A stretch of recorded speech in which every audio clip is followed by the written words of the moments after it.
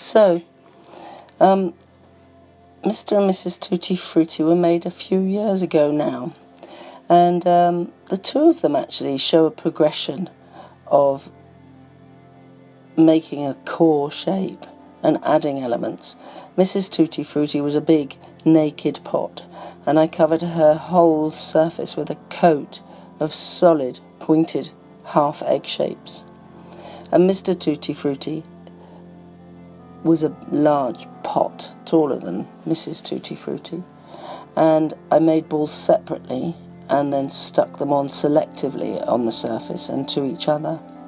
So really it sort of shows the same thing, slightly developed. And since then, as well as putting balls on pots, I've started to put cubes and geometric shapes onto pots. The balls of Mr. Tutti Frutti are about the effervescence of a character, the aura of a character, if you like, the life force of a person or a pot. And to then progress these added forms to squares and diamonds really has taken me into the essence of nature, which is in the geometry of magma crystals that grow under the ground, under the Earth's crust. And this molten, incredible lava, like liquid stone, throws out crystal shapes all of the time that grow in caverns and at the edge of this great bubbling mass. And I've become totally fascinated in the natural forms of crystals, which of course is geometry, which of course is also limited to nature.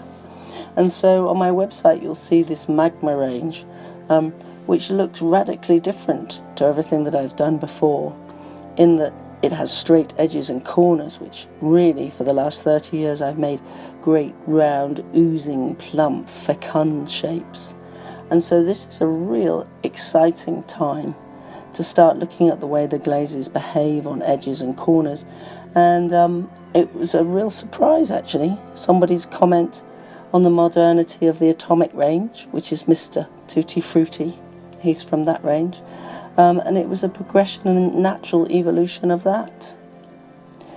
What I try to do as an artist is surprise myself.